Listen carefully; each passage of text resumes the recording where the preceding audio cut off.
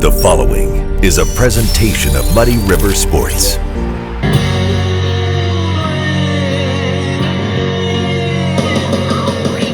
It's time to break it down once again. This is the Muddy River Breakdown, and I'm Muddy River Sports Editor Matt Schuckman, along with my trusty sidekick, Ben Marth. How are you? I'm wonderful. How are you?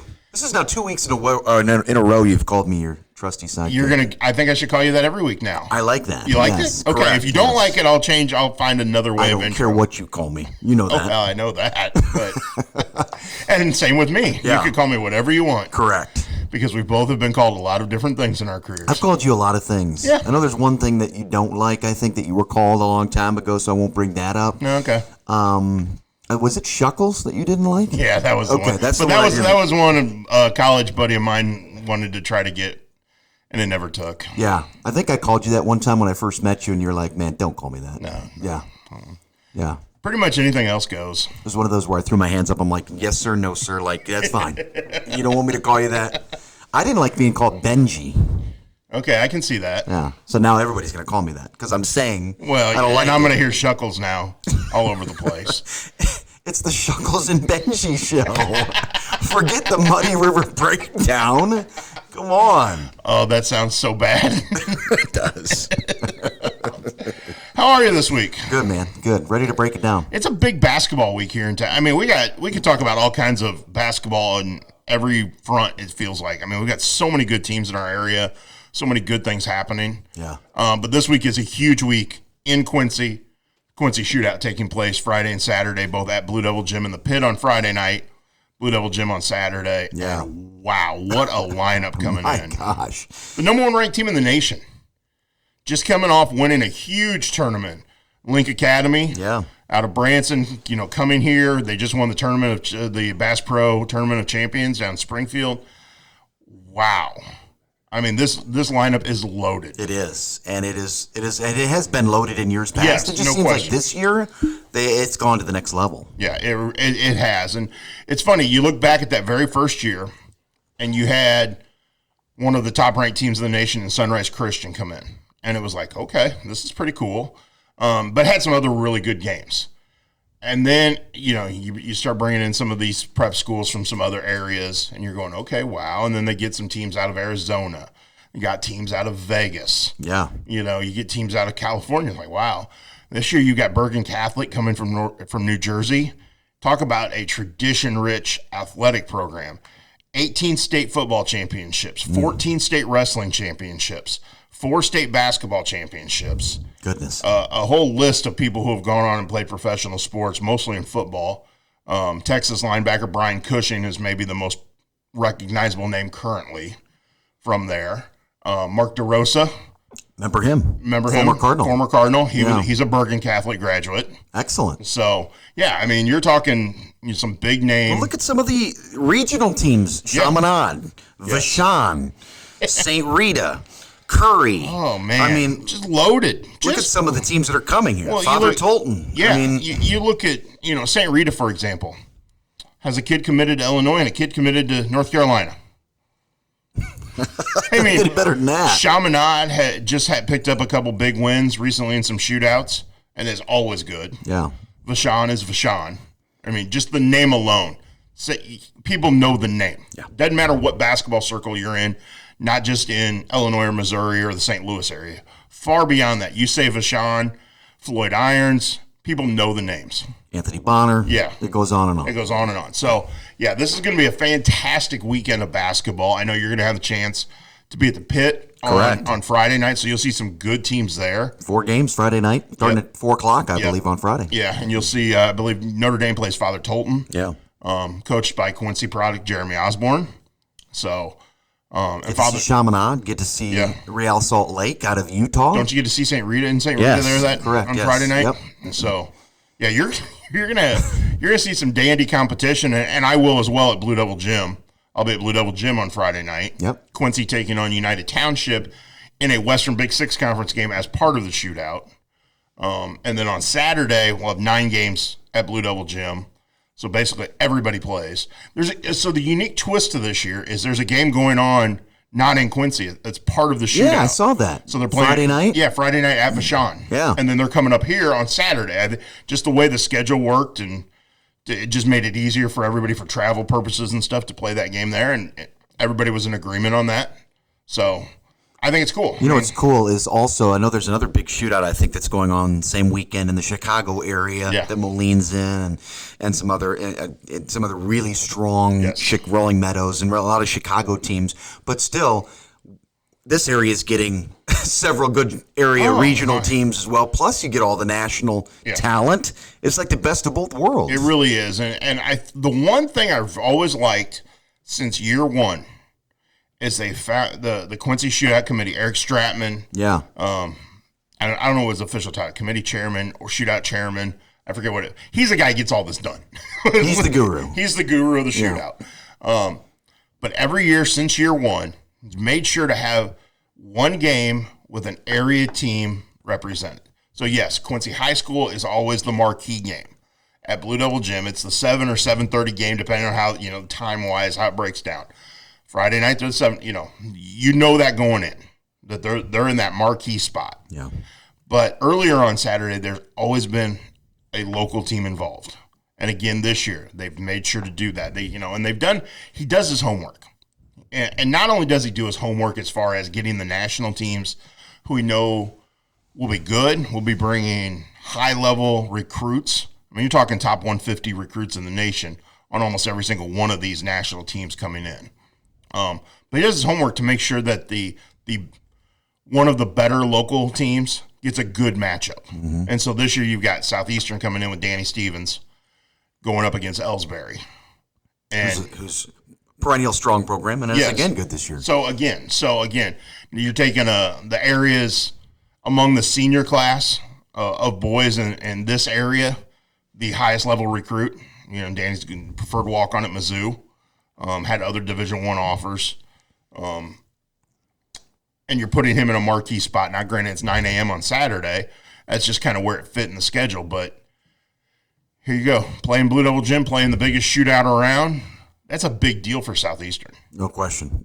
I like to see what Eric has done in regards to now he's developed so many contacts around the country that he's able to now quickly, if there's within the last week or two, I believe there was a team who had to drop out, and he replaced them quick. Yeah. That's how prestigious this event has become. I think people want to come here and play. Well, the fact that you can get a high-level team, a team with a national perspective to go, we'll come on a moment's notice, pretty much. Is pretty impressive. And the fact that, he's got teams that want to come back. Link Academy was here last year. Link Academy gets invited to everything imaginable. Right. They have so much talent. Again, number one team in the country. Right. So much talent. So many kids. And it was fun earlier this year. Well, it was when Mizzou played Arkansas.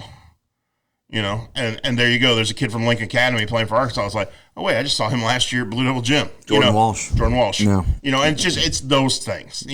You sit there and watch Gonzaga and Julian Strother, who is from Henderson, Nevada. Well, they played here twice. He only played once because he had an injury the first time.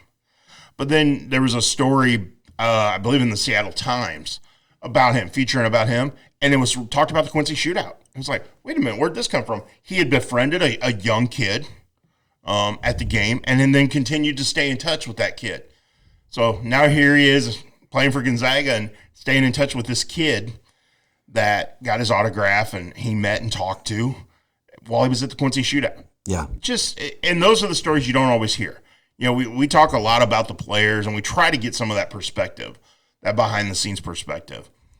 But you miss some of those things. You don't always see everything that goes on away from the court during this event. Look, I witnessed it firsthand with my own child last year. I've never seen him so giddy about being at an event than he was at the Quincy Shootout last year. As a 12-year-old, now 13-year-old, he was able to stand outside the locker room and wait for these players to come out. And it wasn't just him. There was about 50 kids waiting outside to have Jordan Walsh and some of these other guys come out and get their autographs. Some of the kids from CBC that were here last year, the Hughes kid and Bowl from CBC, John Bowl, I think is his name.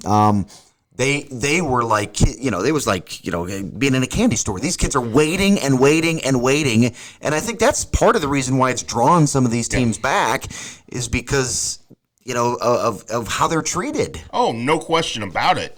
I mean, when a team from North Carolina wants to come back, when a team from West Virginia wants to come back, when Modesto Christian out of California wants to come back, Link Academy wants to come, there you go. I mean, that says what Quincy is doing it right. And it's funny you bring up Caden and his friends and all these kids standing outside the locker room wanting to get autographs or wanting to meet the players. I remember what that was like. I was lucky enough to be a kid during one of the greatest Blue Devil eras. Now, my older brothers and sisters were in the same classes as Michael Payne and Bruce Douglas and Dennis Douglas, and so they knew them. They, to them, they were classmates. Yeah. To me, they were superstars. They were heroes. They were the Blue Devils. Yeah. And it's a funny story. And I remember telling it to Michael Payne one time, and he laughed, and we got a good chuckle out of it. This was only in recent years, but it was long after this had happened, and it was fun to look back on because I've gotten to know him now. I've gotten to know those guys. But the night my sister Teresa and Michael Payne in that senior class got inducted to National Honor Society, Mom and Dad had a babysitter lined up. I wasn't going to go to the ceremony. Babysitter backed out, so I had to go to the ceremony with them. Well, and I was, 8? So, of course, they were, and I was a little rambunctious. Sure. And so my sister made me the promise that if I behaved, she would introduce me to Michael Payne afterward. And so they always have a little reception after the ceremony, and so he comes over, and she brings him over and introduces me. Now, this is 6'10" Michael Payne who leans on top of the locker. Well, it's just, and I'm sure it's the story in my mind's a little more embellished now, but it was. But I still remember Mom and Dad tell the story of me looking up at him just like the little wide-eyed kid and going, oh, my gosh, this is Michael Payne. Shook his hand and all that. And I made the comment as we left, I'm never washing this hand again. Yeah.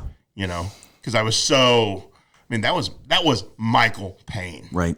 To me. And, Bruce Douglas was that way. For kids 8 years old growing up in Quincy, they were, those were their superstars. Those were the guys they looked up to, right? It's different now because you see guys on TV. So, like the guys from Link Academy coming in, you have a better understanding of who they are just because of social media and those type of things. So, kids your son's age and stuff have a better idea of who these guys are, where they're going to school, that kind of stuff.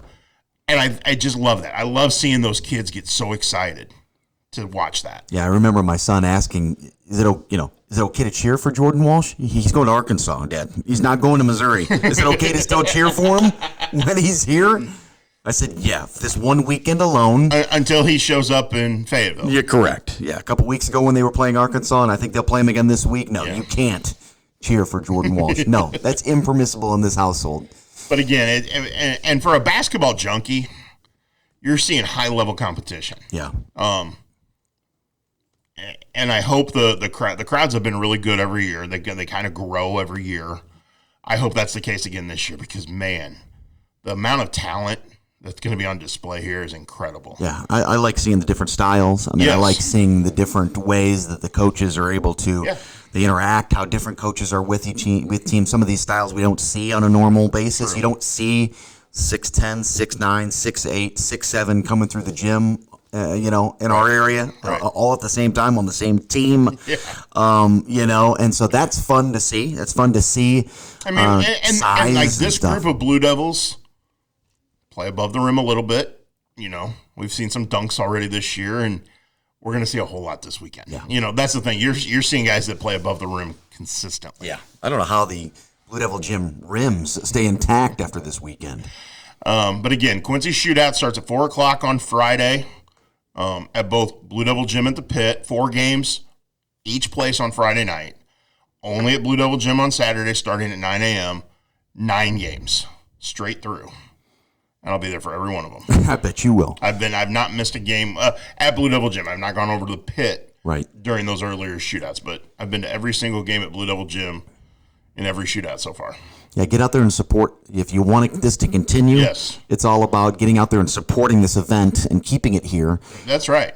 Put as many butts as they can put in the seats and cheer on these teams and enjoy this and create that atmosphere. This thing will just continue to get better. Yeah, looking forward to it. Should be a lot of fun. Yep. Dude, great breakdown today. Always fun, Chuck. Thanks for coming in. Appreciate you having me. We'll do it again next week. I'll be here. This has been the Muddy River Breakdown with Ben Marth. I'm Muddy River Sports editor Matt Schuckman. Catch us again right here next week. Muddy River Sports. Our home, our sports.